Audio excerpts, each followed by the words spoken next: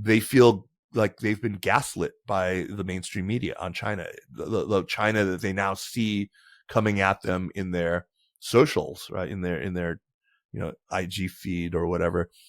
I mean, they see these, beautiful urban landscapes. They see these nice apartments. This is not a Potemkin village. It's not fake.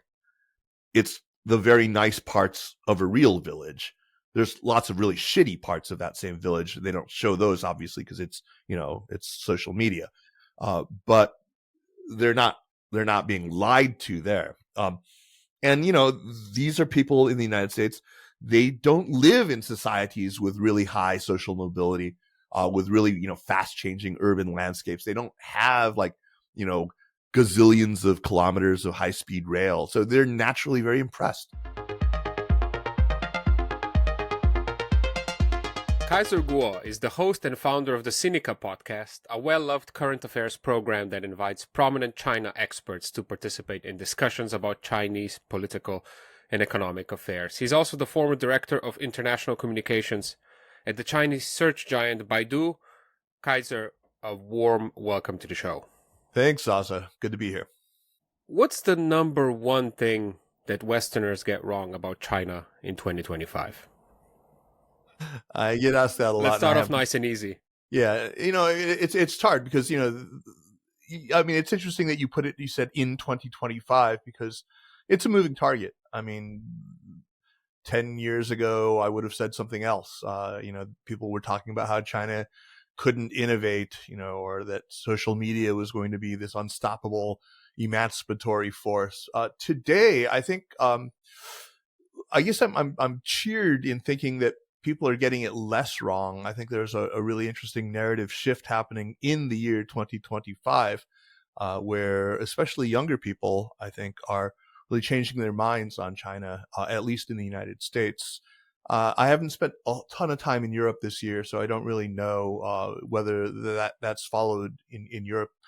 But, I think there are still some lingering fallacies. I can get into that narrative shift in a little bit, but to answer your question as directly as I can, and there are a couple of, I think, lingering fallacies. I mean, the biggest one probably is this idea that China wants to be some kind of global hegemon, that it wants to displace the United States, that it wants to, and this is just a failure of American imagination. I mean, just because, the United States since the Second World War has sort of assumed this, global hegemony, they assume that any other country that had the wherewithal would also want it. But I think that just, China really has neither the capability nor the desire to do that. They don't really want to step into those shoes, and I don't blame them. I think they see a lot of the headache that comes with it, and they're more realistic about it. Now, do they want to enjoy regional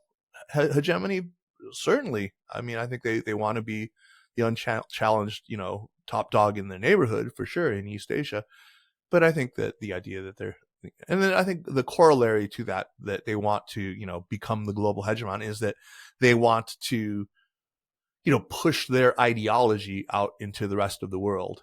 That they somehow imagine that their ideology, which by the way is called Xi Jinping thought on socialism with Chinese characteristics for the new era, that's somehow a sexy brand that everyone's going to be beating past their door and is going to want to sign on for. Yeah, give me some of that Xi Jinping thought on socialism with Chinese characteristics for the new era, not for the old era, for this new era. It's very silly.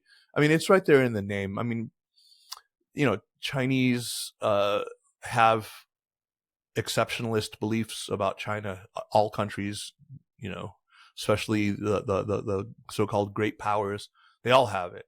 But I mean, we're really familiar with American style exceptionalism, but I think maybe less familiar with the Chinese style of exceptionalism.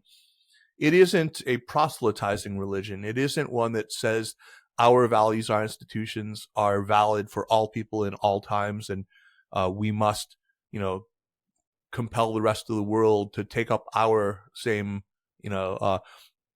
institutions and values. That's just not how the Chinese have done it. In fact, it's equally arrogant if you want. It says, well, these are specific to China's circumstances, to China's culture, and even if you wanted to imitate it, you couldn't. So yeah, I think those are probably the big ones, or that pair. I'm a total news junkie, and to the detriment of my mental health, the first thing I do every morning is have myself a nice and juicy doom scrolling session. Yeah, But in me any too. case, in the mainstream media at least, China is almost always, in the West that is, almost always depicted as some sort of sinister threat, like between the lines, if not completely out in the open. At least politically, the news is usually either about a new incident involving some sort of aggressive saber rattling around Taiwan, or the disappearance of somebody like Jack Ma, etc. So the image of China that is consistently served to us is almost that of some sort of a bigger and more powerful North Korea or something. But then once in a while, there's going to be a headline about some insane technological breakthrough, Right. like the recent DeepSeek one, that runs completely counter to that entire narrative. I mean, if China is indeed this endless Asian gulag where all thinking is tightly controlled, if not prohibited, how is this breathtaking speed and scale of development even possible? So there is this glaring gap in Western media that is left completely unaddressed, and I think that's on purpose. So I thought you might be able to help resolve this pickle a little bit. Sure. Let me take a stab at that. I mean, first of all, what you describe, I can completely understand why someone, especially somebody who isn't steeped in American news media all day long, would conclude that. I don't think that it's as deliberate as you make out. I think that the problem is basically a structural one. It's a problem of the way that news is reporting. I have lived in the United States. I moved back to the U.S. in 2016. My wife and I, with our children, we moved here from Beijing, and so I've got to witness the first 4 years of the Trump presidency, and I'm sticking around for this second helping, and my God, I am really glad that the American news media sort of sees it as their responsibility, or some of them do. Obviously, there are some that don't, but the reputable news outlets, they see it as their duty to speak truth to power, to sort of ferret out the perfidy of powerful actors, right? They want to expose the malfeasance of powerful corporations or individuals, or political actors. I'm glad of that. I'm glad that they see their role as primarily adversarial, but we have to ask ourselves, does that work when you are reporting on foreign countries? Like I've often said this before, and I think it bears repeating. I can pick up a copy of the New York Times sitting here in the States, or the Journal, or I can scroll through Apple News about American domestic politics, and I will see a lot of very negative stories about what's happening in America, with good reason. And yet I sort of know that, no king's protests aside, once, Blue Moon will have real protests and people will be charging the barricades. But most times, even though I've read yet another story about, an innocent, black motorist, an unarmed man who was beaten by cops, or another school shooting, or another corrupt politician, or what have you, that somehow I have the rest of the newspaper as ballast. I have my lived experience in America, that I know that most of American life isn't represented by these extreme headlines. So that's great. I mean, I still, like that feeling like you do. I'm like a masochist as you are in the morning. I wake up every morning and I open my eyes and I say, okay, what fresh outrage from Donald Trump today? But I still kind of know that things aren't truly, truly off the rails just yet. I mean, we are in the midst of a constitutional crisis and all this stuff, and still somehow things kind of function. Now, that's because I have, well, like I said, the rest of the newspaper, I have my lived experience. And you don't get that when you're reading only 5 or 6 stories in a newspaper in a given day on China. They're going to be the more sensational stories. Some of them are going to be sensational in the bad direction, the sinister things you were talking about, the giant gulag, So they're going to be about human rights violations, the oppression of some minority ethnicity. They're going to be about, wild stories about environmental degradation or corruption or what have you. But then there are all these stories that are extreme in the other direction about that crazy technological leap. So it's sort of a U-shaped thing. You don't have the middle part that you would ordinarily have, right? You don't have all those perfectly normal pedestrian stories that you do have in that thick American newspaper. So that's part of it. It's structural. And the only way that you can really compensate for that is to think about it. Is just to remember, yeah, this is how news works. This is, so yeah, there are some bad actors. There are some news outlets who do deliberately set out to cherry pick very, very bad stories. But I don't think that's most of them. I don't think that's what, I mean, I probably am fortunate enough to have probably known maybe 80 or 90% of the English language news reporters who have covered China in the last 30 years personally. And I don't think many of them are out to smear China. Sometimes in retrospect, as a Westerner, you remember all those headlines that were kind of increasing in quantity about like Iraq or I don't know, Afghanistan or Libya or any other countries, and Sure. and that happened before another unsuccessful and horrific military intervention. So that's why I'm always a little bit more. And you're right to raise that, because I have actually, I've had that same observation. I mean, it was especially the case in 2020, 2021. There was this drumbeat. You really felt it. It felt like it was leading up to something, and it felt like 2002, right? It felt like where is the Judith Miller who's going to show up and and talk about weapons of mass destruction or whatnot. I get that. I absolutely get that. And there have been times when I think the media and certain individuals in the media have been wildly irresponsible. Before we talk about systems and politics, since you just said you live between China and the US, I wanted to ask, what's everyday existence really like in a first-tier Chinese city, say Beijing or Shanghai these days? Especially if you contrast it with life in the West. Yeah, I mean, you ask specifically about first-tier cities, and that's where, unfortunately, that's where I spend. Unfortunately, I suppose, where I spent most of my time.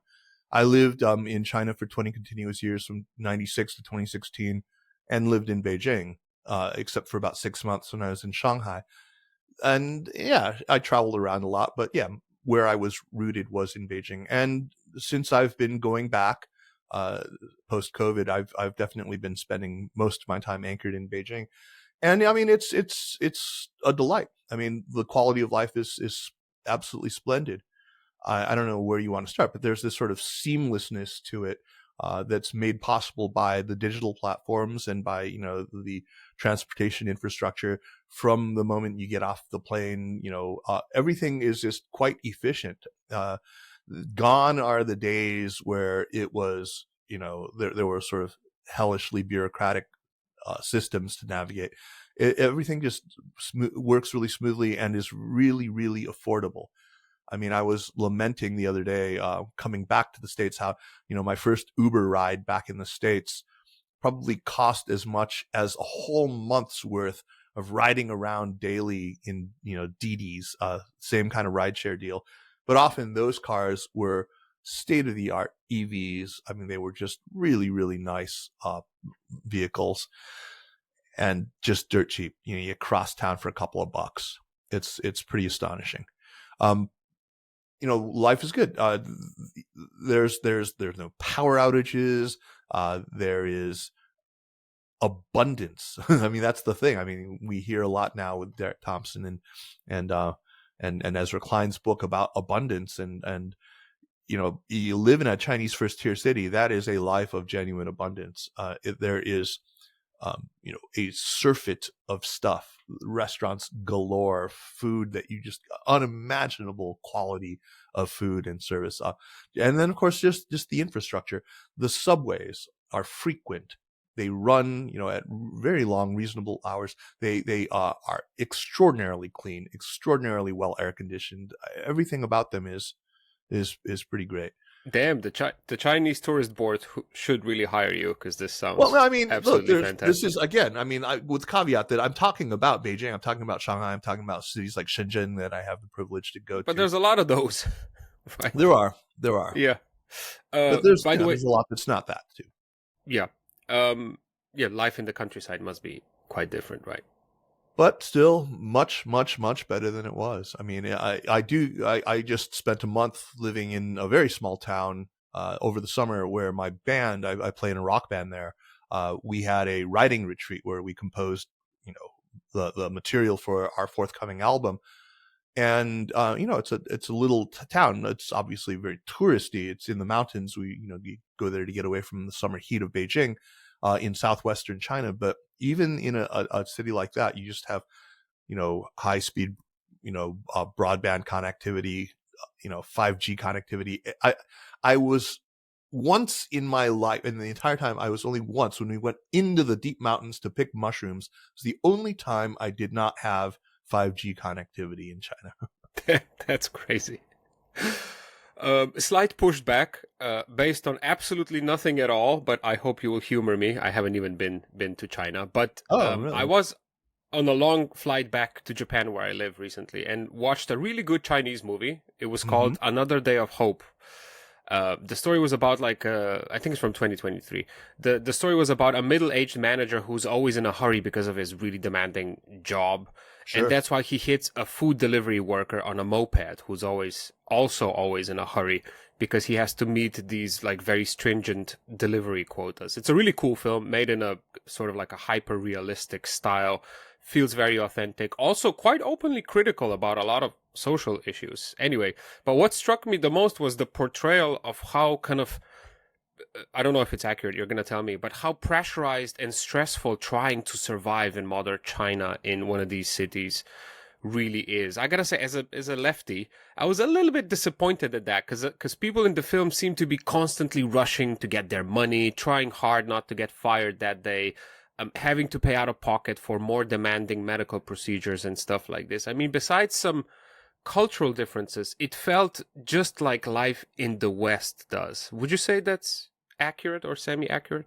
Yeah, I don't think that doesn't sound far-fetched at all. I mean, it is a pressure cooker. It is a rat race, and that's why we have these phenomena like lying flat, why people are constantly talking about involution. It's hyper competitive. It's very, very hard, but again, for somebody who is gainfully employed, who does have a job, you only have the one job. You can work one job and live fairly comfortably. Yeah, it's not like, I mean, I have friends in the States, okay, maybe not my friends, but younger acquaintances who have to work two jobs, and and also have to pay exorbitant amounts of money for healthcare. Look, I'm not.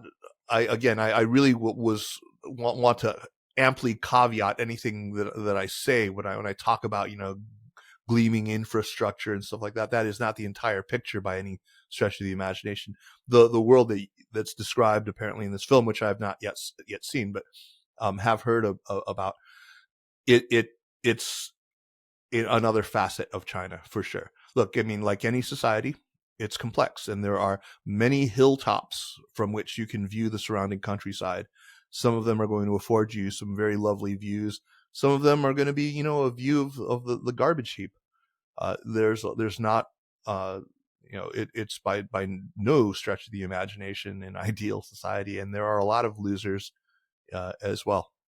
Yeah, I mean, I think the pressure thing is very real. We talk about 996 work culture. Yeah, that was my next question, by the way. For a very long time, yeah. It was expected that you would work 6 days a week, 9 a.m. to 9 p.m., 996. Now, there's been pushback to that. A lot of companies have been, publicly shamed for having that. They're not legally supposed to do that anymore. Does that mean it's gone away? Probably not. I think there's still a lot of it. And it's not just in the workplace. I mean, the whole country kind of operates on KPIs, whether you are a high-ranking government official or, a lowly peon, you are answerable to somebody, and you've got these key performance metrics, these key performance indicators that you've got to turn in. That's kind of how the country runs. So I live in Tokyo and I'm learning the language. It's a nightmare. And at Japanese school, I have a classmate from China who's about 2 levels above everybody else. It's really cranky. He's the guy's just so smart. I'm not happy about it. Anyway, he's a young guy working in IT, and he told me that working in Japan is kind of more chill than working in China these days because it's so competitive. And I was like, that can't be true, because for Westerners, working in Japan is an absolute nightmare, you know? For squeamish Europeans such as myself who views a 40-hour work week somewhat of a tragedy already. That's almost unimaginable. So I just wanted to ask, how competitive is it in China if you're a young person and you're trying to get a job? Well, as we all know, there's a very, very high youth unemployment rate right now in China. Part of that is just simply a function of elite overproduction. 20 years ago, a tiny percentage of people of college age 18 to 22 actually were enrolled in 4-year programs. Now it's over 50%. I mean, it's multiplied just in the case of in the span of a few decades. That has it means they're graduating a lot of people for whom the job market hasn't adjusted yet. I liken it to buying clothes for teenage kids who are growing up. I mean, you can't, the kid's never going to be dressed right. I mean, they're either going to be wearing clothes that are too small or too big. It's very hard to guess exactly when the growth spurts are going to happen. And that's the same with sort of planning on, do I invest in post-secondary education really, really heavily now when I have the money? And am I able to make structural adjustments to the labor market at the same time? Probably not. You're probably going to have a period where you'll have pretty significant rates of unemployment or underemployment, or you're going to have, times as we did in the very, very recent past where there were massive labor shortages, including for white collar work. So, it's like buying clothes for kids. I don't worry too much about it right now. I think there are other factors, demographics, for instance, that are sort of mitigating against that. But it's tough to get a job. And when you do have a job, I mean, it's tough to keep it, right? I mean, people are very, very, there's expectations. And, look, I worked in an industry. I'm a guileless American. I was born in the States. I'm, a babe in the woods when it comes to understanding the complexities of Chinese office politics, which make, a TV show like Succession look like child's play. I mean, it's very complicated, and I fortunately have a consigliere at home in the form of my wife, who is a Beijinger and helps me to navigate these things really well. But I could only work in industries where I think the ethos was very deliberately copied from America, from Silicon Valley specifically. So that we're deliberately free of politics, where the structures were deliberately flat, where they had kind of this radical egalitarianism. So the internet company that you mentioned when you introduced me, that was one where the enterprise culture was very deliberately cribbed from the United States. And so, they encouraged you to be, guileless, direct, open, candid, and really frowned on you. When you evaluated your peers, like I said, KPI is really big. One of the big questions was, does this person engage in office politics? And, the correct answer is no, of course not. They would never do such a thing. But in a typical Chinese office, engaging in office politics is a must.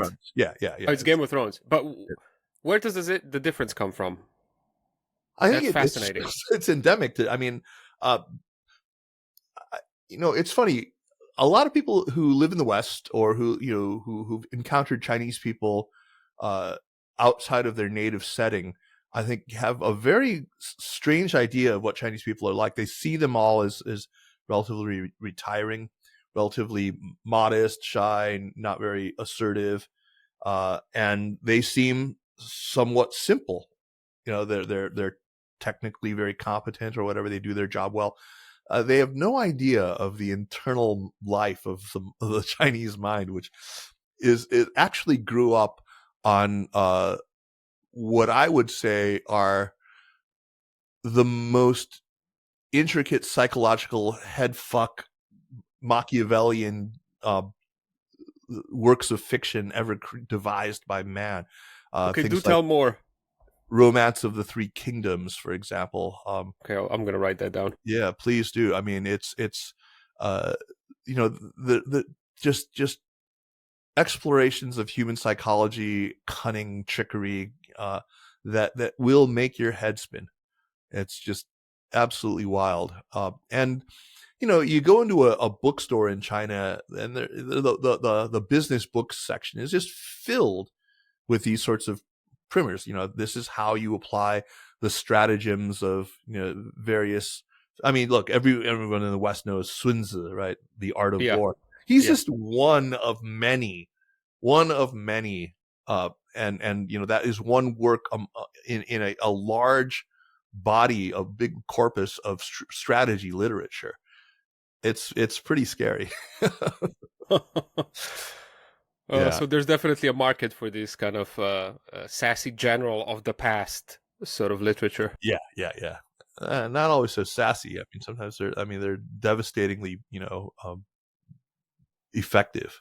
But so yeah, I think it's funny. It's like that person sitting next to you in your Japanese class. You have no idea what they would be like in an office setting if you were not just competing with them for a good grade in the class. Oh my God, now I see him in a completely different light. I'm never going to have beer with him again. Yeah. By the way, speaking of culture, I this just hit me. When I was traveling in Asia, especially Korean pop culture is everywhere. I was in Cambodia, I was in Thailand, I was in Vietnam, and everybody was looking, everybody was watching these K-dramas on their little phones and stuff. Korean beauty product commercials are everywhere. Japan is also big with the anime industry in the West and everywhere else. How come China isn't cultivating this kind of a soft power approach? You never hear of like a really successful, like global phenomena, Game of Thrones type of Chinese TV. The first rule of soft power should be don't talk about soft power. I think that China's mistake is it thinks about cultivating soft power to the detriment of its actual soft power. I think this is changing. I think part of it is just simply a function of sort of per capita GDP. I mean, when you look at, I grew up in the States, and when I think about when we all suddenly knew all the names of all the sushi fish, and we all suddenly knew all the names of the major Akira Kurosawa movies, when we were watching anime and we knew the names of anime artists and directors, that was around the time when Japan had reached about 75% of U.S. per capita GDP. Yeah, and then Korea too, around the time where Hallyu sort of broke in America, where suddenly everyone was watching Winter Sonata and K-pop bands. This is pre-BTS still, but K-pop was a thing already. Yeah, it was in that 72 to 75% of American GDP had attained that in South Korea. China is still far, far, far from that. So, I think part of it is that. I think part of it is just simply, you said you're a lefty. I'm maybe invoking a lot of sort of, Marxist, economy as the major driver of culture, of superstructure as a function of these economic functions. So I think that's part of it. But I think there's, another piece of the answer simply is that China, has tried too much to direct it from the top, to control it from the center. These things need to filter in from the periphery. They need to grow up from the grassroots. And, China's, as an authoritarian state, it's suspicious of that kind of thing. And it hasn't always been helpful in creating them. The other thing is it's also that there's just a big enough domestic market where it doesn't feel like it needs to calibrate its appeal internationally. All these things combine to militate against it. I mean, there's been no breakthrough Chinese rock bands internationally, right? I mean, to my great chagrin. There have been no, I mean, yeah, television shows, yeah.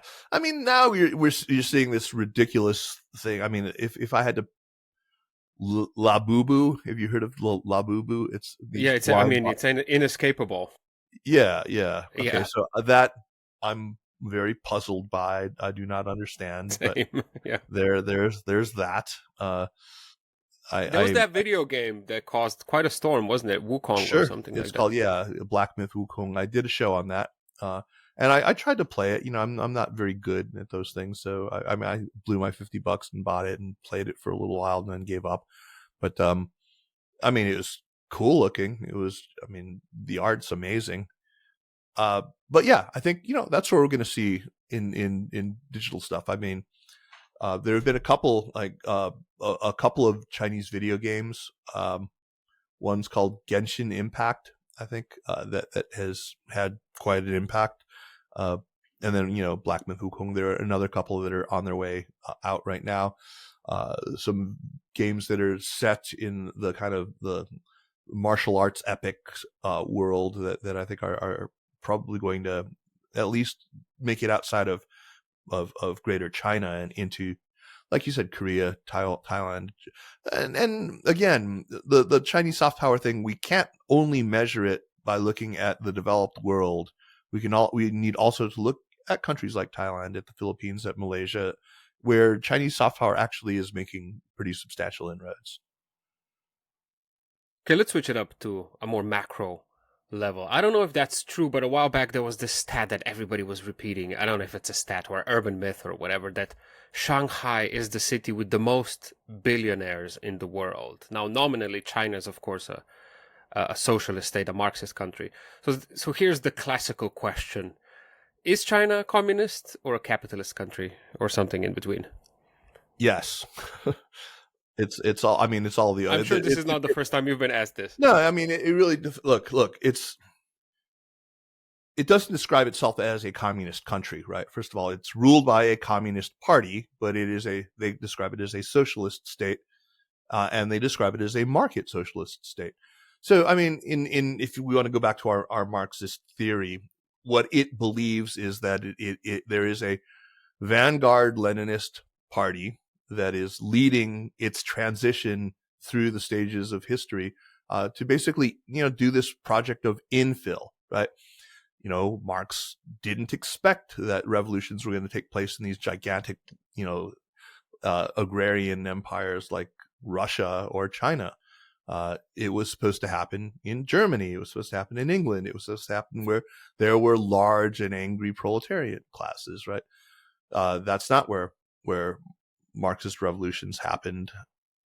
In, you know, if we know our Marx well, the historical role of the bourgeois state mode of production, when, you know, of capitalism, was to create material abundance and you know, drive these class differences, of course, that would result in the overthrow of the capitalist class by the workers.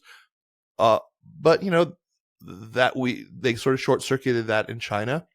They had already achieved, you know, a workers' party in control of China, and so they had to go back and fill in the material abundance part by, you know, sort of managed capitalism. That's what the whole Chinese characteristics used to mean. It was just sort of, you know, the in Deng's theory, he was making up, allowing the capitalist mode of production to, you know, be around for some indefinite period until such time as China actually did enjoy material prosperity. You know, pauperism is not supposed to be, you know, socialism, right? There's no expiration date on that. I mean, I don't think it's ever going to come around. I imagine there are probably some people toiling in the bowels of the Chinese Academy of Science who are trying to use generative AI or you know, machine learning in some way to replace the pricing mechanism and to achieve genuine communism that way. That's good luck. But no, I think it's a hybrid. I think what we need to understand about China, and China as it's always been, is it's a deeply syncretic society. It's always, you know, it never dwells on well, it has dwelled in short and kind of unfortunate periods on ideological purity. But generally speaking, across the many centuries, China is kind of okay with having things that, if you look too close, they do seem to contain contradictions. Like, is it really okay to be a Buddhist and a Confucian and a Taoist all at the same time? Well, no, but most Chinese people sort of were, right? It was okay. And so it's okay to be a Leninist capitalist with technocratic tendencies and kind of, a Confucian kind of substrate, right? These are all there, and they're all sort of explicitly there. If you ask the leadership how it would describe itself, I mean, what is in the current ideological mix? There's huge helpings of Confucianism. It's Confucianism that's been stripped of some of its uglier things. Confucianism that hopefully has some of the overt, patriarchy stripped out of it.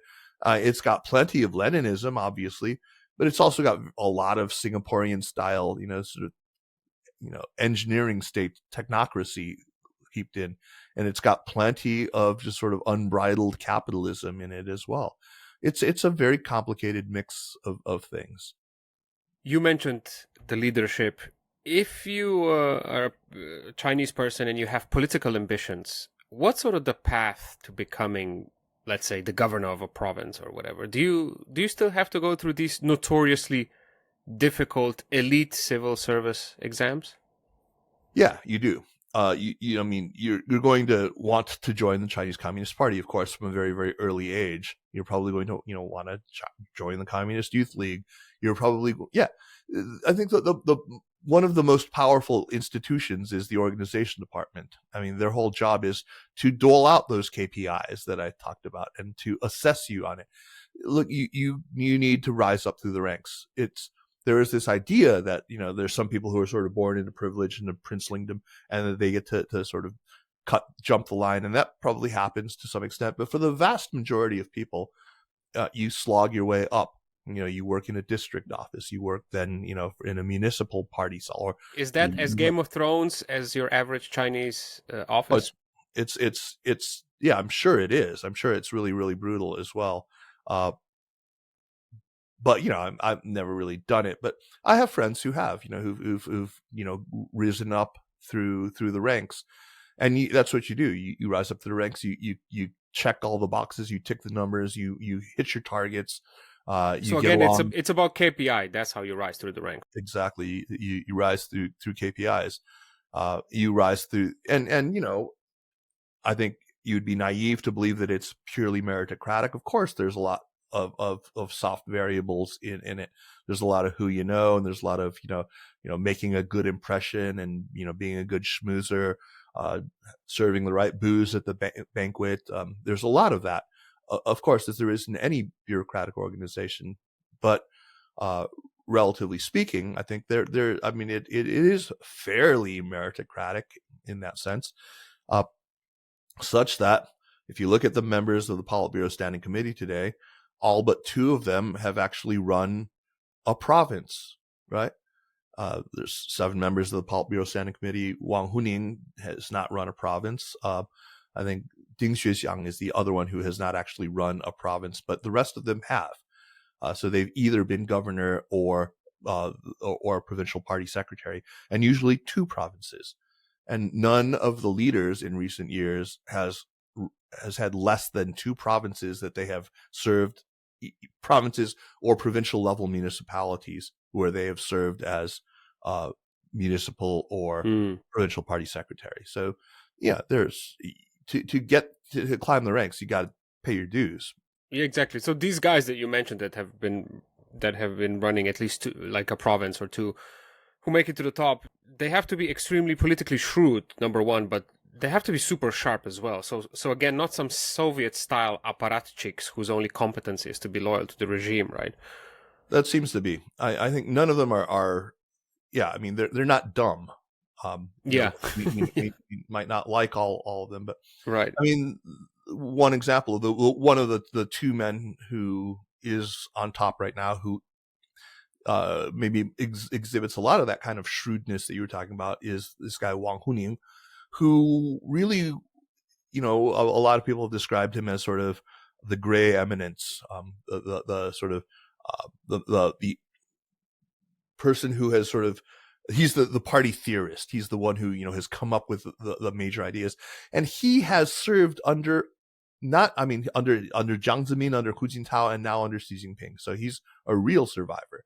He's the author of some of the big ideas that these now three party secretaries have been, their signature ideas. So he's quite remarkable in that way. And he's just an academic. He's somebody who really, he's a theoretician. All kind of ironic, given the fact that in the West we are so proud of our supposed meritocracy, but some of our leaders have literally stepped out of a bad cartoon.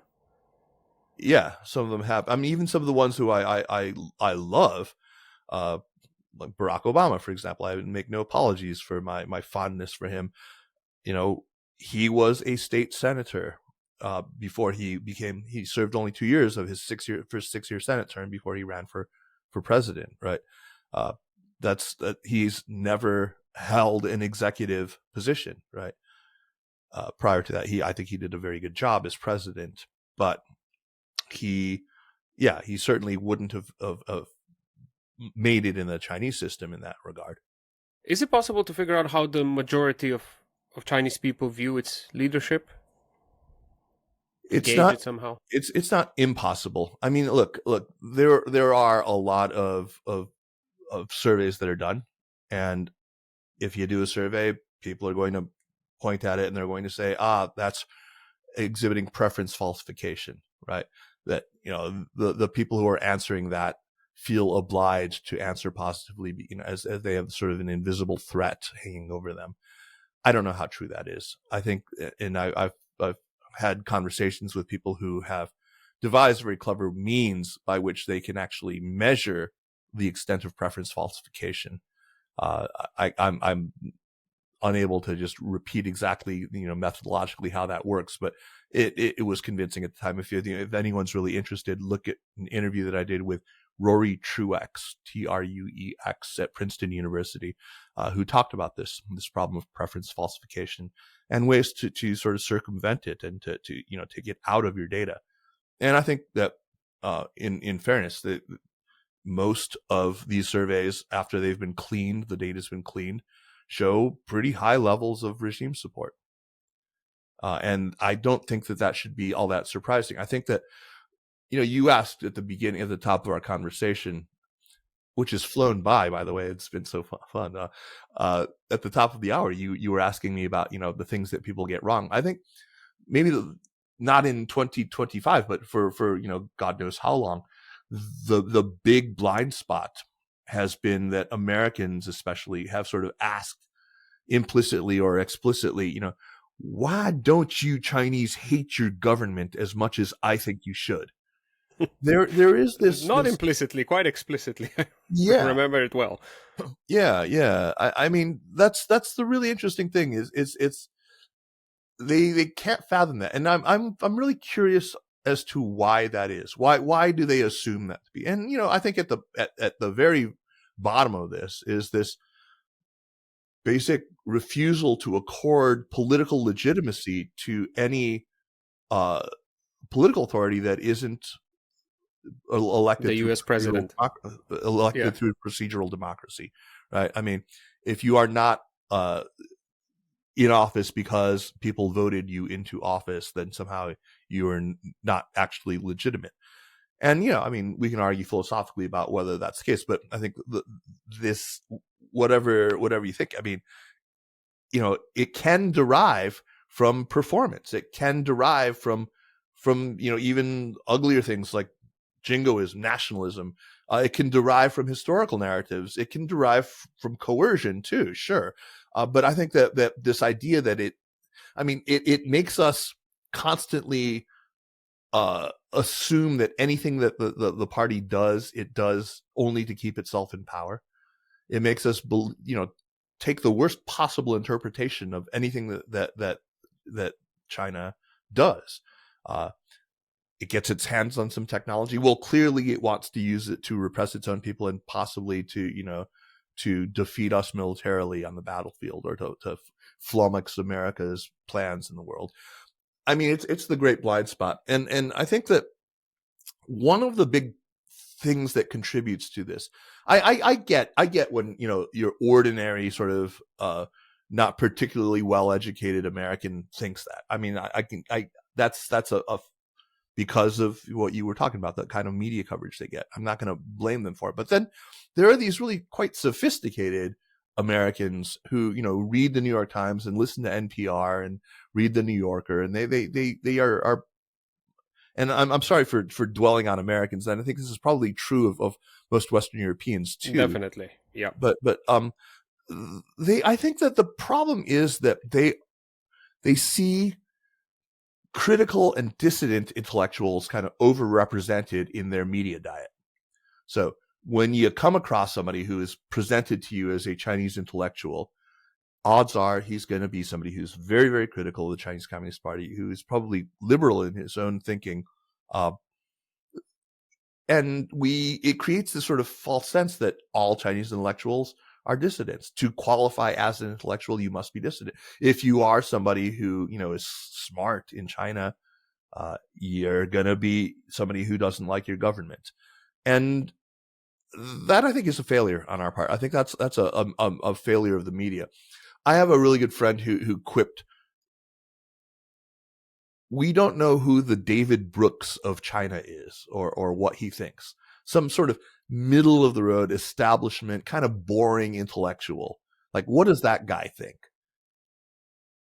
I think there are people out there, and I would, like Mark Leonard, for example, at the European Council on Foreign Relations, who's written books about looking for these guys. I mean, trying to understand mainstream intellectual life in China.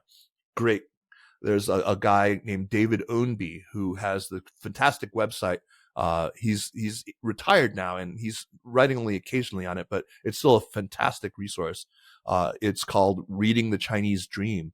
And on that, he translates, more, intellectuals from across the political spectrum in China. I mean, some of them, the ones who you think that we're going to identify with, the so-called liberals, their ideas are positively ghastly. I mean, these are a lot of these guys are like ethno-nationalists or Trump types. Some of them are pretty horrifying. And then some of the so-called mainstream intellectuals, you would actually find quite persuasive and very, very sensible. In the West, we've obviously been taught that like neoliberal capitalism, with as little interference as possible, is the cornerstone of development. However, when it comes to technologies of the future, stuff like renewables, EVs, and now even AI, China, with its state supervision, if I understood it correctly, is vastly outperforming most of the West. I mean, it's not even close. Not even close. How's that possible? Well, I think we were wrong. I mean, neoliberalism and unfettered markets weren't the only way. Amen. Yeah, no, that's where we got it wrong. And it's kind of funny because when you are somebody who, like me, grew up in America, went to college during the Reagan administration, hating Reagan even, voting for Bill Clinton and all that stuff, you kind of absorb some neoliberalism. It's hard not to. And especially when you go to China, you land in China, and every time you are sort of asked to choose between, on the one hand, the policy that seems to support state-owned enterprises, they're sluggish and inefficient and wasteful and bureaucratic, or the reform. The sort of reform angle, the nimble entrepreneur, who's like breaking free of the red tape, asking for forgiveness and not permission, who's, that scrappy entrepreneur. It's you end up, it really reinforces this kind of neoliberal bias in you. And it took me a while to recognize that I was doing this habitually. It took me until I was sort of choking on smog and realizing oh, fuck. I mean, this is actually what I asked for, right? I mean, I was the one who was all for, like, FDI, lots of export led growth and less regulation and polluting industries. And you suddenly realize you're living in this society with a higher Gini coefficient than America, and you're living in this society that where the environmental problem is just so horrible that you're taking your kid to the hospital because he's unable to breathe from a terrible asthma attack. And by about 2010, I started to realize, wow, I think I was on the wrong side of a lot of this stuff. And this is, and I'm somebody who'd always thought of myself as being of the left, but in the Chinese context, it can really fuck you up. So I think those of us who have watched the industries that you've talked about, renewables, the green energy transition and electric vehicles happen, I think we're all kind of believers in enlightened industrial policy now. We're all believers in the idea that states have a very, very important role to play in offering targeted subsidies to get to coordinate an industry. I mean, especially you take something like EVs, for example, right? It required an awful lot of state coordination. That wasn't just going to happen. But they also used some unapologetically kind of neoliberal approaches. For example, I don't know if you've heard the term. It's a term of art when you in China, but they talk about catfishing. So what they do is they will. So that's not the catfishing that we know it in the West, is it? No, not the internet style catfishing. Yeah, but what they'll do is they'll allow a gigantic predator, a catfish, an enormous catfish, to come in, and in this case, it's Tesla, and it is a ferocious competitor that also enjoys a lot of government support. In China, Elon Musk built his gigafactory in Shanghai with a lot of government help and a lot of government subsidies, and his cars enjoyed the same subsidies in China, for consumers as their domestic competitors did. And, it was there to force domestic competitors to be competitive, to be able to outcompete them. And so if it weren't for the competition of a Tesla, you wouldn't have a BYD or a Zeekr or these other, Xiaomi is in cars now. They're doing great. It's pretty astonishing. Now, a lot of them are going to die. I mean, there cannot be 100 EV manufacturers in China. A lot of them are going to die. And China is like weirdly unsentimental about allowing this to happen. The Chinese state is. So it's a very interesting combination. There's for people who are interested in this, I could not recommend more highly the work of Ilaria Matsoko. She's she's at CSIS, and a lot of your listeners will think, oh, CSIS, American, establishment think tank. But her work is top notch. She works on industrial policy. The other person is, of course, Kyle Chan, Kyle Chan, CHAN. His Substack, which focuses on this. It's called High Capacity. He is one of the smartest writers on Chinese industrial policy and on, everything I know because of these two, basically. Just before the interview, I read an article that China is on the verge of pulling ahead in the quest to achieve commercial nuclear fusion even. So basically limitless green energy. At the same time, Trump is continuously saying that America has to go back to exclusively fossil fuels and coal, very much the technologies of the 19th century. The farce writes itself, right? Yeah. Then what can you say? You just sort of, at that point, you just throw up your it's like, I can't believe this. This is the strangest timeline. So much for meritocracy. Right. Yeah. It's horrifying. And look, what you're saying here is so true, and it's making a lot of us just sort of have to confront really unpleasant realities. They're not that unpleasant in my case. I'm perfectly happy to see China triumph in this. I mean, I'm I'm a cosmopolitan. I want the good result. I don't care who takes us across the line, right? I am, though, by nationality, I'm an American, and so am sorely embarrassed and humiliated and ashamed, deeply ashamed of what's happening. It's such a fucking clown show. I mean, I'm horrified by it. So what can I say? I mean, but what I'm really coming to realize is that I've got to be able to say the thing that I've been thinking for so long out loud. It's still weirdly hard for me to say, but that is that especially when it comes to green energy, China is just whipping the shit out of America. I mean, it's not a contest that America is going positively backward. I mean, fracking will be looked back on in due time as a gigantic curse. China is going to run away with dominance in the green energy transition, and that will be the footing on which it achieves genuine industrial dominance in the world. It already is industrially dominant in the world, but this isn't even funny. I mean, it's just we're so distracted by other minor bullshit when this is really the thing that we should all be entirely focused on. Yeah. No, clearly America sees China as the number one boogeyman most of the time. I mean, politicians are very open about that, and Trump is perhaps embodying this even more than most. Does China have the same sort of antagonistic, hostile view of America? Well, now I think it more or less does. I mean, I think for a very long time, it was always willing to give America the benefit of the doubt. It was able to say, well, that's just this administration. When the other party is back in office, things will be better. I think that now, having seen Trump, then Biden, then Trump again, they realize that it has very next to nothing to do with the party in power.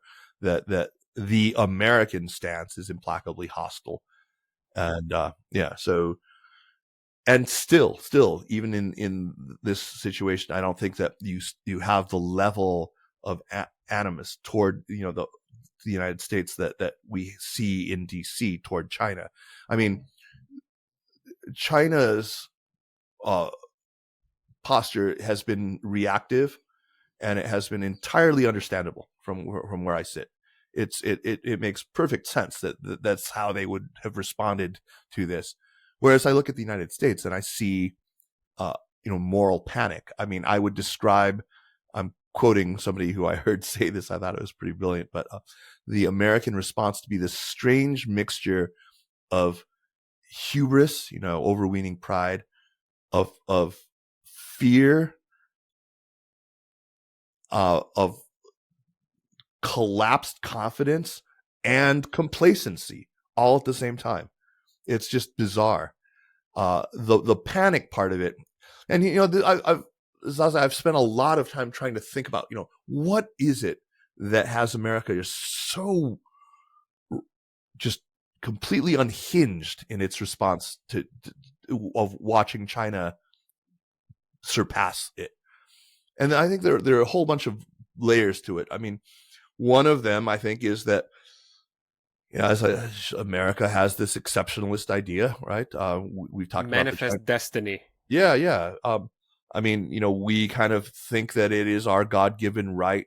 There are certain domains that are ours to own, and that nobody else is allowed to be an interloper into these. And global hegemony, I guess, is one of them. But innovation is one of them. Having impossibly white teeth is another one, or turning any building into a drive-through. These are like America's by right. The thing is about American exceptionalism is China has basically knocked out one load-bearing wall after another. that has upheld our American exceptionalism. I mean, it starts with, you're not supposed to be able to have a functioning market economy except under the auspices of political democracy, right? So China does that. That one, okay. China, there's some adjustments. Two of them that have to do with, the relationship between, political authority and technology, right?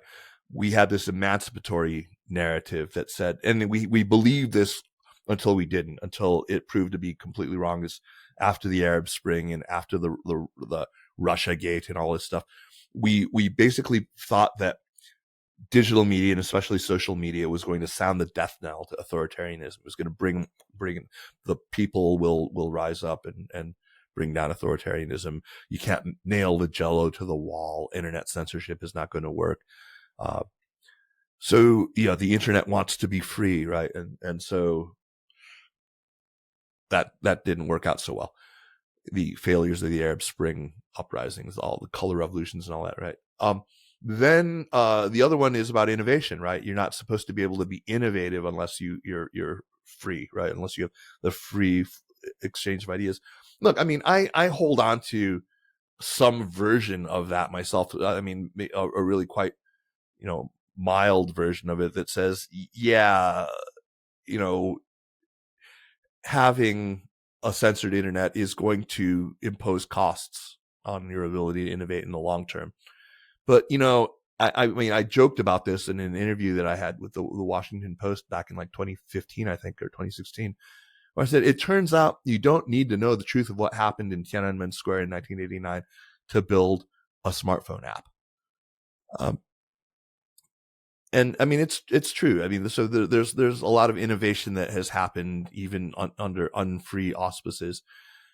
Then there's, these other two, like, we were supposed to, the country that was all about free trade, right?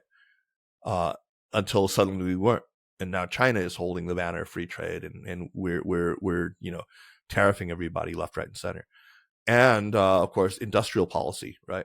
That wasn't supposed to work either. We opposed it because it doesn't work. But now that we see that it works, we're adopting an industrial policy. So all these pillars of exceptionalism have been falling one after another, these load-bearing walls. And so we are in this kind of crisis of confidence. And what do we do when we're in such a crisis? We lash out. We have these sort of spasms, these inchoate spasms of kind of violent, outbursts, and it's kind of embarrassing to watch. And you think China is trying to match this energy now? No. This No, I don't think so at all. Because you said at the beginning that it might be a bit more, the view of the U.S. might be a bit more antagonistic. Yeah, antagonistic, but it's not spasmodically antagonistic. Right. I mean, it's not out of panic. I mean, it's been deliberate and planned.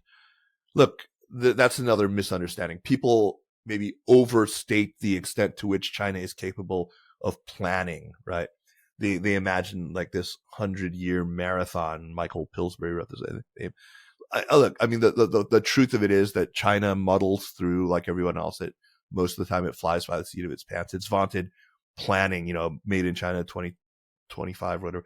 These things are mostly just sets of wish lists of things with KPIs attached to them. They're not master plans. The vaunted 5-year plans, people imagine this to be sort of like, Soviet planning back in Brezhnev's day or even earlier. It's not that at all. But there is some, I mean, China is not just lashing out, randomly in this like crazy way, the way the United States is. I mean, my wife describes it as the Trump policy is, she calls it turtle boxing. It's when you sort of like wail your arms randomly. And that's like their method of fighting. China is not doing that. Interestingly enough, there's a whole slew of articles out recently that say that China's favorability in the world, including in the US itself, is rising while the latter is falling. Why do you think that is? Is it because of what we just talked about? you think? Yeah, part of it is. I mean, we're in the midst of, I think, a very clear narrative shift on China. Again, it's not just in the United States. I think it's broadly, in the West, right? I mean, so I think it's a combination of push and pull factors. I mean, obviously Trump factors in here, right? Probably not just in the way that we immediately think. I mean, sure, there are a lot of people in the States right now who think he is taking the country in a truly awful direction, that we are, like I said, in the midst of a constitutional crisis. That, if the U.S. is going to turn into an authoritarian state, let's at least, I mean, I would rather go live in the technocratic, competent authoritarian state rather than in this, like, crazy kind of stochastic, kakistocracy, right? It's just dumb authoritarianism in America, the way that Trump is taking it. But I think there's also a lot of people who are maybe pro-Trump, whose minds are also changing on China because, in part, they see how their leader is behaving, right? They think that, Trump didn't just taco on this. It's Trump always chickens out. But they think when it comes to China, he actually sees something, that he admires in Xi Jinping, just as he sees it in Putin. And they kind of go along with it. I see this changing, like on Taiwan, the way that after the failed recall vote, and then, not allowing Lai to visit, to transit through the United States, and not allowing this, planned security summit that was going to take place in DC with Taiwanese officials to go forward. That, he's basically sees Taiwan as a loser.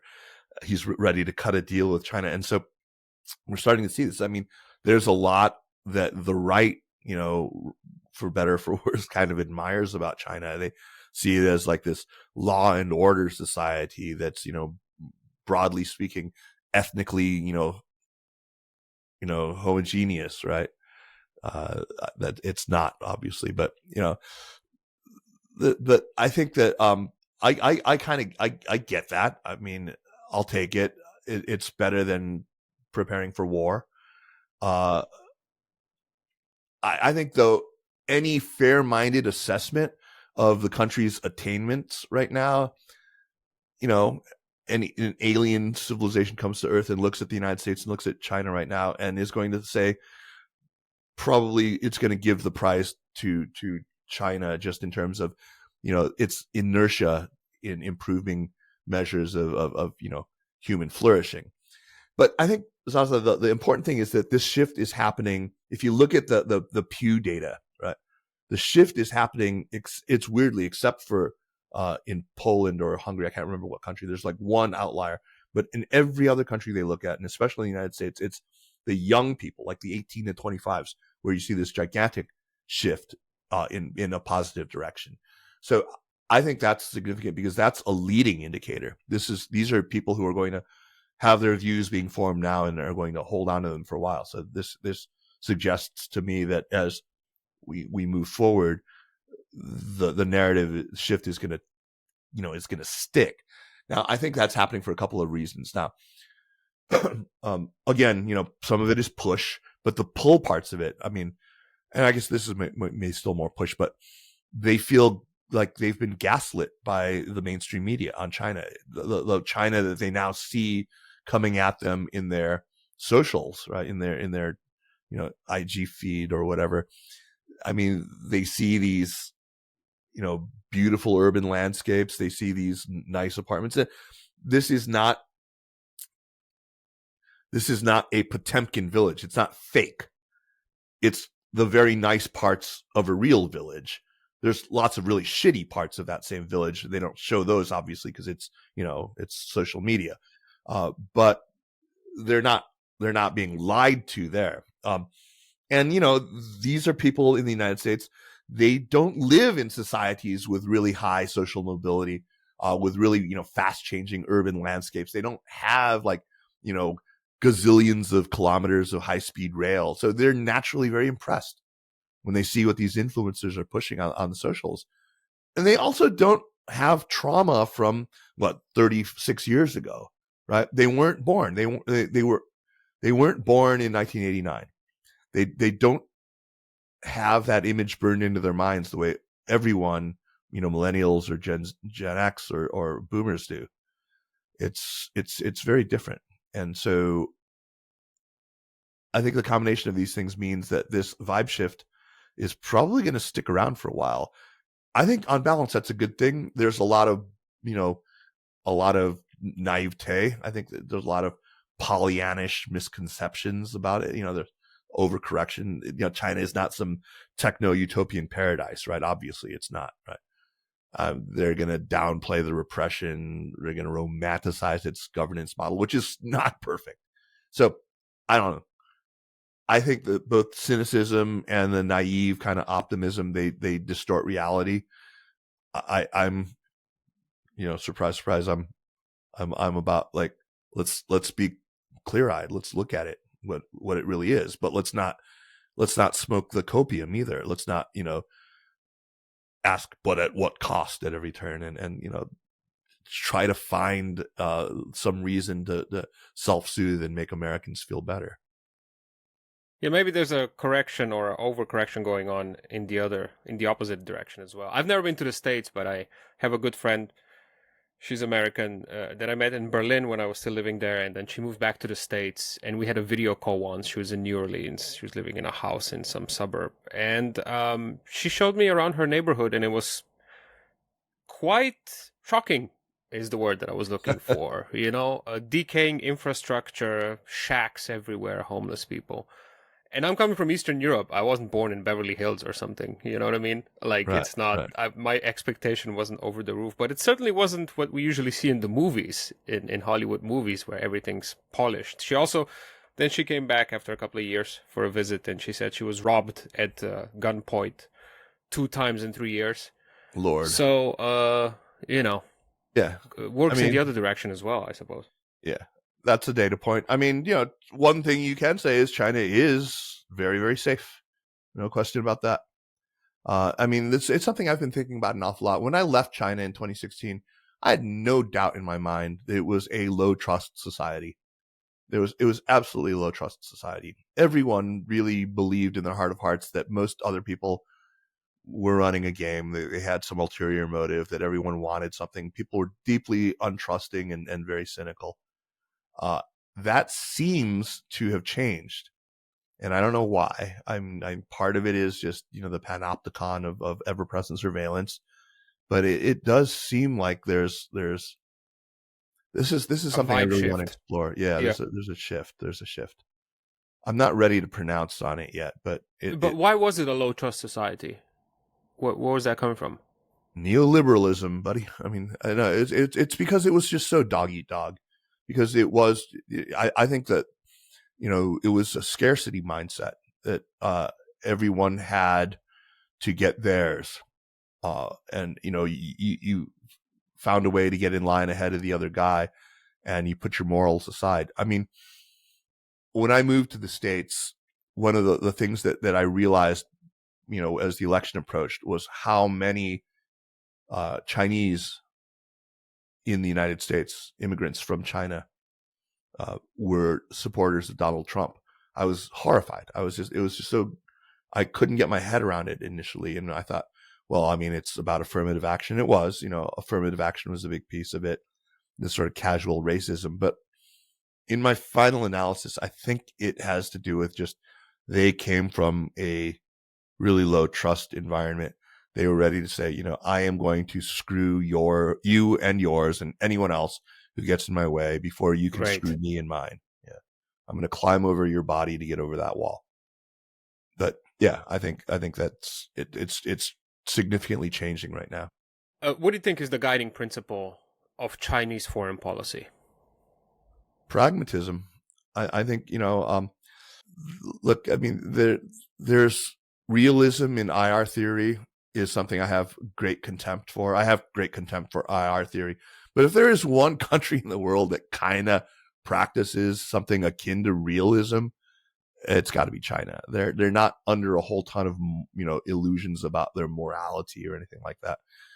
They have a pretty clear sense of what constitutes Chinese interests, and those are the things that they pursue.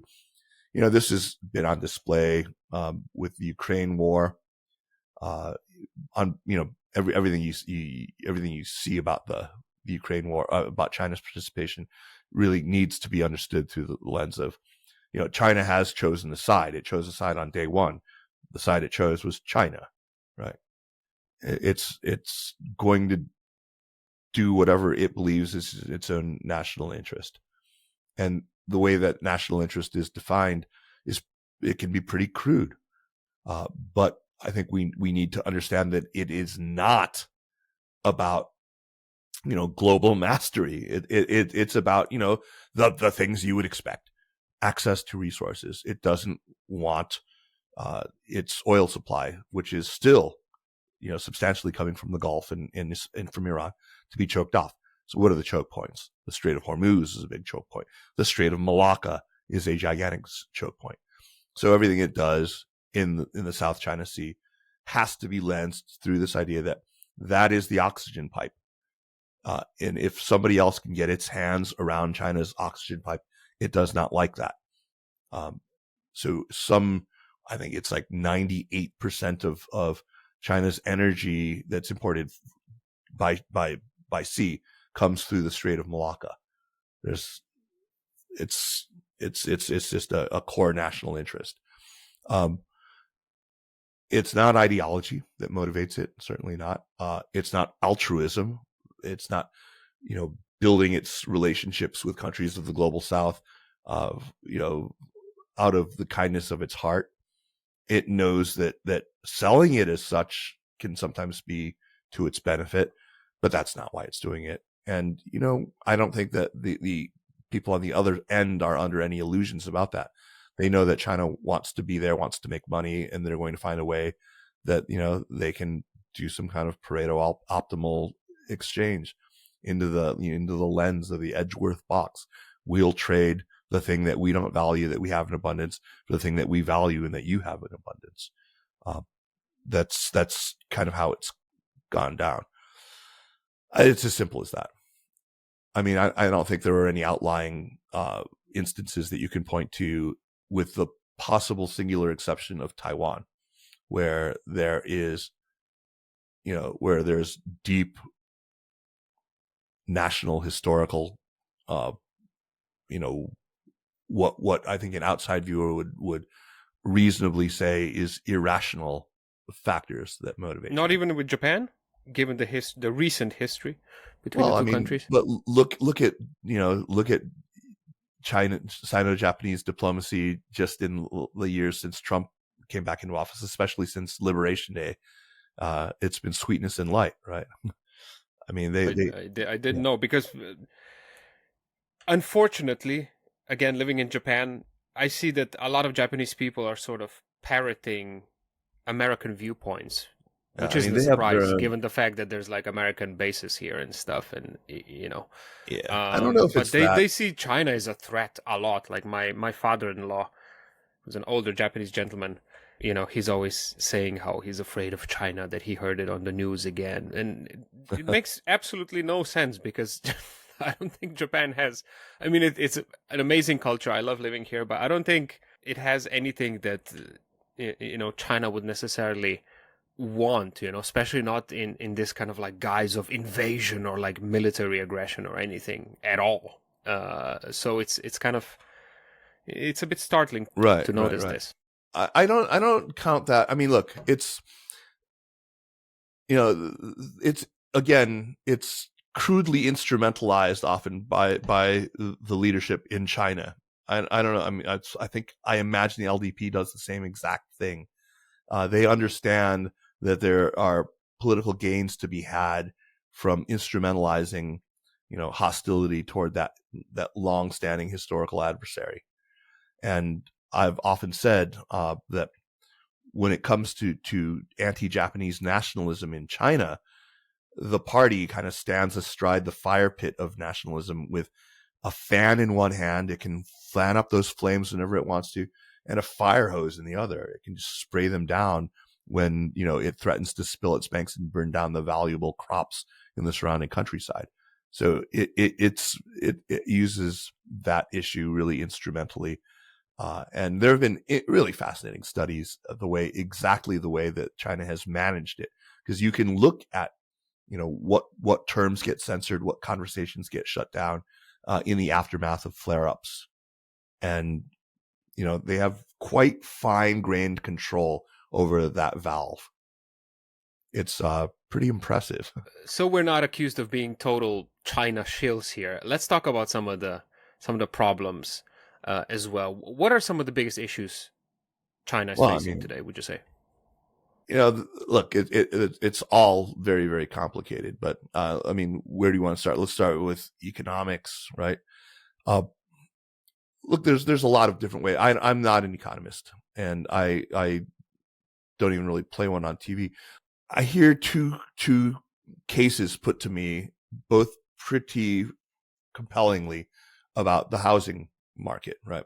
And the real estate market. Now, the simple facts of it are that there's a lot of downstream effects from the real estate market. It's extremely key. Property market was so crucial in local government finances. It represents a huge piece of wealth for households in China. There's a lot of anxiety around it. Right, and the bubble burst, right? Well, that's the question. Did the bubble burst, or did the party deliberately deflate an asset class that was threatening to burst? Well, I thought that was kind of like the canon version of events now, that the party deliberately burst the bubble. There's versions kind of it. Now, tame the speculation aspect. Right. So if it was a controlled implosion, did it nevertheless cause more collateral damage than they had anticipated? Did they control it well enough? Did it even, serve its function? Are they full of regrets now? There's lots of questions that the other big thing is, so basically there's the real estate crisis, there's consumption, right? There's once again we see sort of soft consumption numbers coming out, but I am sort of a consumption obsession skeptic. I think that there's ways to understand consumption and the apparent softness of consumption. I'm going to quote a couple of things that from conversations that I've had, but one wasn't a conversation. It was actually just a very a post that I read that I thought was really, really interesting. It was written by somebody who is a foreign national who runs a major foreign cosmetics company, a luxury cosmetics brand that sells into China. And she runs their China operation, and says their sales have been really, significantly down. But one thing she's not seeing Chinese women wearing less makeup, or not, wearing, as good quality makeup. What they're doing is they're substituting local brands that have gotten very, very, very good, every bit as good as that, that foreign brand that they used to buy from her. And so that is going to lower overall consumption, obviously, because they're paying less for the same good. But is that necessarily bad?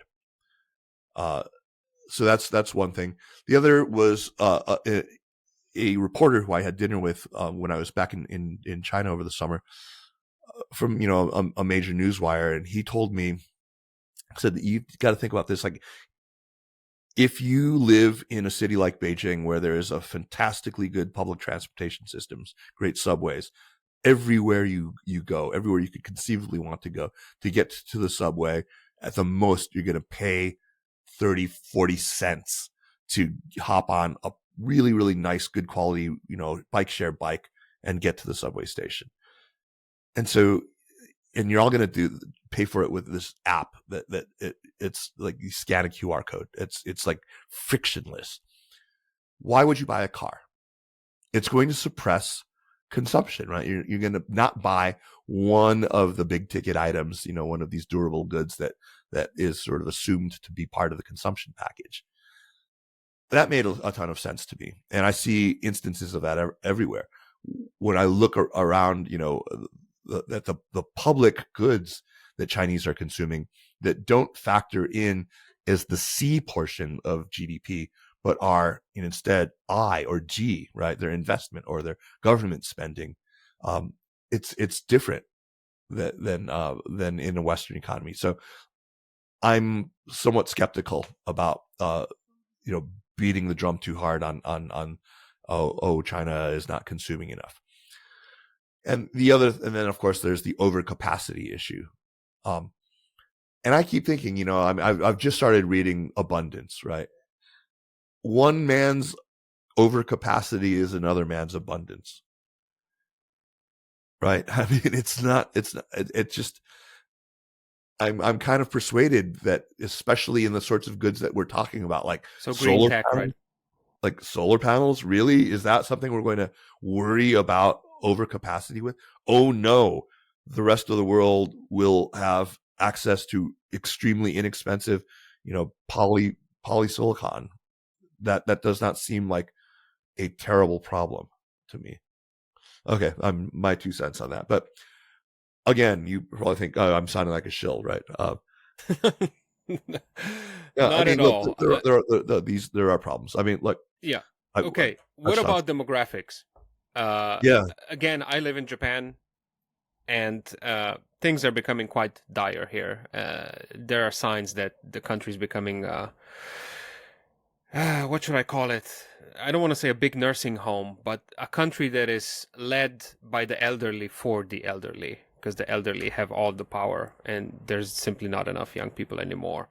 Even the government is now saying that certain industries are faltering because there just isn't enough people anymore. I think this year Japan lost another 1 million people, and every year is worse than the previous year, which is pretty... And it's sad. As soon as you go out of the big cities, you see ghost towns everywhere that were once like booming resort towns, commercial centers, and so forth. And I don't have anything against the elderly. I hope I'm going to be 80 or 70 or whatever, old once myself. But I hope we're not just going to be a bunch of 80-year-olds. Also, young people innovate. Young people obviously bring new ideas. And I'm wondering, since China had this one-child policy for such a long time and is now facing low birth rates as well.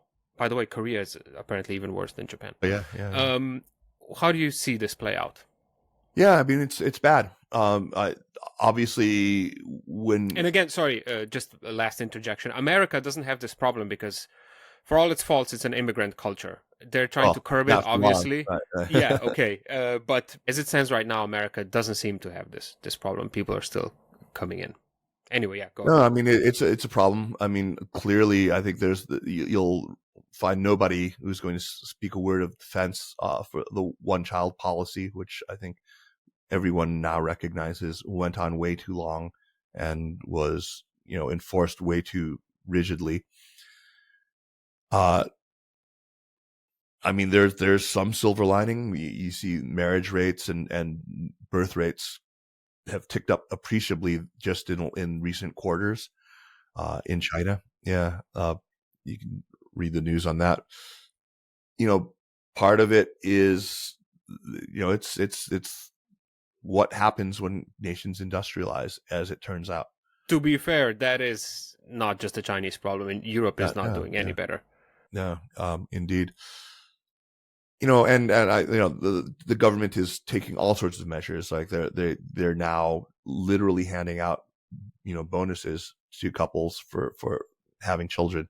They're working on this. They recognize it as a big problem. Like the engineering mindset is what got them into this problem in the first place, and they think that the engineering mindset is what's going to get them out of it. But they're also, in the meantime, it's funny. You hear a lot of people talking about, in the same breath, a collapsing demographic, a collapsing birth rate, and the problem of youth underemployment. You hear them talking about collapsing birth rates in China and runaway automation, like how China is over automating its production. I don't see how people don't notice how these kind of fit together and solve one another in a sense, right? I think that's not lost on China's leadership. I think the demographic problem is serious, though. I think that it's funny. I have a friend. I'm going to interview her for my podcast at some point, but her name is Joan, and she's a Chinese American like me, who many years ago went to China and has worked in television for a long time. She moved from Beijing down to Shanghai. I had drinks with her a couple of months ago. She told me she's working on a sitcom, right? Now she's producing a sitcom. And the premise of the sitcom is the gender war in Gen Z in China today. And what she has noted, and everyone I have talked to has borne this out. I've asked every time I lay hold of somebody in their early 20s, I ask them about this. I asked them about the dating situation. And they say basically, all of us were born in this one-child generation. All the women were told by, both their parents and all four grandparents, in this world, you're going to have to be 10 times better. You're going to have to fight for everything. You are going to have to be, your best possible self all the time. And because it's a grossly sexist, unfair world. So fight, fight, fight. And all the men were coddled and entitled and, treated like the little prince and had everything handed to them. And many of them are, they're coddled and entitled and they act like little princelings. So do you think these strong, capable, independent women are going to want to date these loser guys? Absolutely not. Do you think that these guys are going to want to date what they think of as these, steroidal feminists who are like man haters? Probably not. So there's this, full blown battle of the sexes raging right now. No wonder they're not marrying and dating, right? So I think that in a comic way, and by the way, she's hired stand-up comics, most of whom are returnees from abroad, who now live in Shanghai, as in her writing room. So she's got all these comedic talents. So I really look forward to the show. I think it'll be really funny. There's a generational angle to it as well. So I think it's going to be a great show. Well, how's this dynamic between Gen Z genders playing out at universities then? They must be overwhelmed by female students if the guys are indeed so caught. Yeah. I mean, I think it's everywhere in the world. If you look at the United States right now, That's true. It's I think Europe's the same. Yeah. Many universities, it's like over 60% female to male in entering classes in universities. Europe too. I think that's a great thing. I mean, I can't imagine any downside to that. I feel a little bit sorry for the women who maybe aren't going to be able to couple up, but do they really want to anyway? I don't know. Yeah. I don't know. I mean, Totally. The big question I'm asking, and I think that we're looking at Japan all the time right now about this because there's a huge population of Chinese immigrants in Japan. It's causing all sorts of issues. A lot of I have friends who lived in Osaka for a long time who just sold their house there. They said they can't take it anymore. Just like it's bad. I got to be honest. And if I'm feeling it as a white guy, I cannot imagine how people from other Asian countries are feeling it, especially from China and Korea. Because you hear it all the time. And that the far-right party Sanseto has now gained a lot of votes in a shocking manner in the last election. So things are not looking good. No, and I think it ties into demographics, Right. Japan is just not addressing its root problems, and that's why I also asked about demographics in right. China, so I mean, where I was going with this is China going to begin allowing immigration? I don't know. They just opened up a new category of visas for young foreign tech talent, the K visa. So if you're somebody with a STEM education from a good university, you can come to China ostensibly to do entrepreneurial activities. It's an interesting thing. It's sort of like, How does it work if you don't speak Chinese? Can you survive in China? hey, we live in a world of abundant artificial intelligence translators now. I mean, it's going to be Right. like next month we're going to be able to stick something in our ear and it'll be the Babel fish from, Douglas Adams, right? It'll Yeah, be I went. When I went back to Europe recently. I passed through Beijing, and everybody was doing this to me. Like saying something on an app, and then it translated straight to me, like at the Chinese airport. It was actually not a problem. works pretty well. Yeah, Yeah. By the way, I've took up so much of your time. This conversation flew by. Last question, a completely selfish one. If I want to visit China, what do you recommend? What should I do? Where should I go? I mean, go to first tier cities for sure, but also get out, go to, so I think there's basically three things you want to see in China. You want to see hypermodern first tier cities. You also want to see deeply interesting historical places. And the third is you want to see beautiful nature, right? Yeah. So for also party, maybe like a party, like a good party. So for Beijing ticks two of those boxes really well. So Beijing, you can, three of them if you're including partying now. So Beijing has a marvelous nightlife scene, but rich intellectual conversations, fascinating historical sites, and it's a gleaming first tier city. But if you really want to be blown away, go to Shenzhen for the technology, or Hangzhou, and then Shanghai you can't miss. For Xi'an for the more sort of pure historical experience, and then nothing beats like Sichuan province and Yunnan province in the southwest for the spectacular nature. Mountains? I'm a mountain goat coming from Mountains, Slovenia. yeah, absolutely. So Yunnan province for mountains. That's where I spent a month this summer in the mountains there. You'll love it. It's where exactly did you say? Sorry again. Yunnan, Yunnan. Okay. Please go. And if you need more specific recommendations, I'm more than happy. Thank you so much. I'll send you a postcard from you. Zaza, man, it was like a lot of fun. Yeah, likewise. Thank you so much for taking the time. Sorry it was a little bit over. I do apologize. Hope you'll forgive me. By the way, Sinica Podcast available on all platforms everywhere, right? That's right.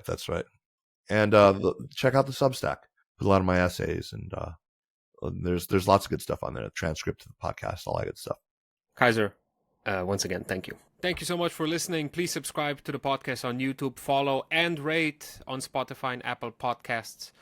Every marketing tutorial out there insists it's really important that I hassle you about this, so I'm doing it right now. Also, if you'd like to, please support me on Patreon. This is a one-person podcast, as I always say. I do everything by my little old self. There's no team behind me.